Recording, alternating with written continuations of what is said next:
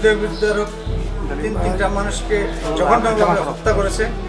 এই মামলার আসামি ইয়াসিন, তাকে পুলিশ ধৃত করে ঘটনার মোটিভ, ঘটনার প্রক্রিয়া, কী কী অস্ত্র ব্যবহার হয়েছে এবং কারা জড়িত এগুলো উদ্ঘাটনকল্পে 10 দিনের রিমান্ড প্রার্থনা করছেন।